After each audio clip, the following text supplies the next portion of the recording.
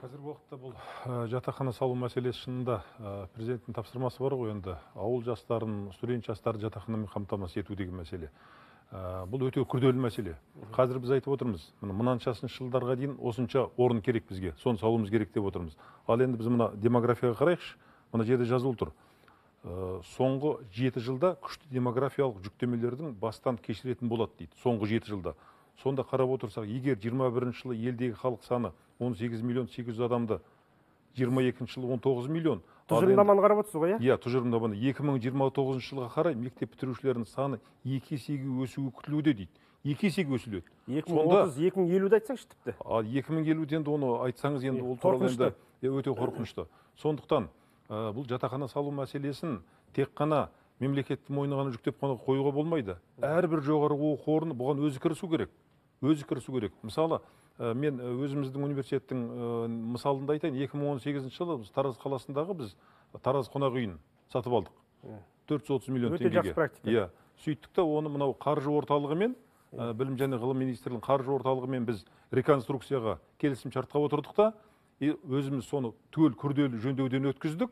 400 миллион теңгеге күрделі жөндеуден өткіздік. Қазір сол 8 жылдық келісім шарттың нәтижесінде қаржы орталығы біздің жыл сайын қаржымызды артқа қайтарып отыр. 8 жылда мен сол күрделі жөндеу кеткен ақшаны қайтарып алып боламын. Бұл мемлекеттің тарапынан өте үлкен көмек. Ал биылғы жылы біз тағы да 100 балаға жатақхана салдық. Өзіміздің университеттің қаржысының есебінен.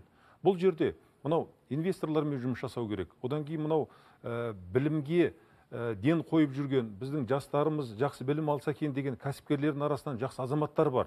Осылармен түсіндіру жұмыстарын жүргізіп, соларды инвестор қылып тартуға болады.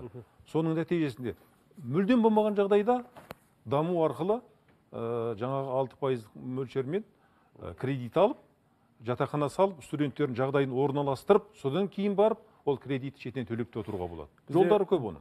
Енді мен өзім осы жекеменшік жоғарғы оқу орнын басқардым 10 жыл. Сондықтан жекеменшік жоғарғы оқу орнының жалпы жағдайымен мен өте жақсы таныспын. Енді осы соңғы жылдары бірнеше біздің отандық жоғарғы оқу орындары жабылды. Олардың ішінде енді менің ойымша негізінен көбісі шынында мынау жаңа білім және ғылым министрлігінің қойған талаптарына, стандарттарға сәйкес келмеген тұстарда бар. Бірақ ол жерде тағы бір нәрсені біз сырттан назардан шығарып отырмыз. Мынау жақсы білім алу үшін жақсы ақша төлеу керек. Солай ғой. Арзан ақшаға арзан білім алынады. Біздің отандық көп жоғарғы оқу орындарының төлемақылары 200 мың теңгеден аспай қалды. Енді өздеріңіз ойлап көріңіздер, 200 мың теңгелік бір жылда төленетін ақшамен біз қалай сапалы білімді береміз? Жақсы сапалы мамандарды қайдан тауып алып келеміз? Олардың әлеуметтік пакетін біз қалай дайындаймыз?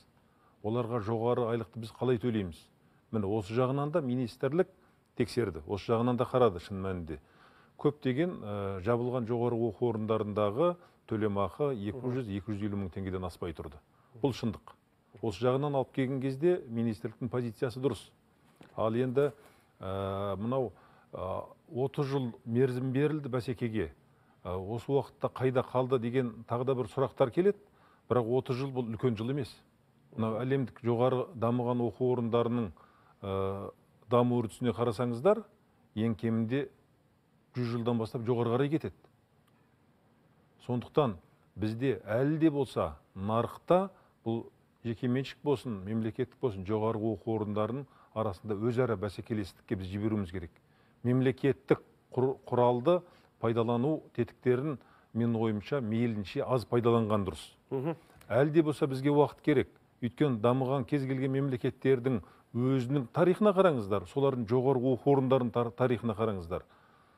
Бізде Қазақ ұлттық университеті мінекей мына жерде QS бағдарламасында тұр, рейтингісінде. Әрине оған 90 жыл болды. Осыдан 3-4 жыл бұрын 90 жыл толды. Ал жекеменшік жоғарғы оқу орындарын қараңыздар. Ал жекеменшік жоғарғы оқу орындарын қараңыздар, ең жастарына 10 жыл болды. Алдына 30 жыл енді болды. Сондықтан әлі де болса оларға тағы да бір мүмкіндіктер беру жағын қарастыру керек.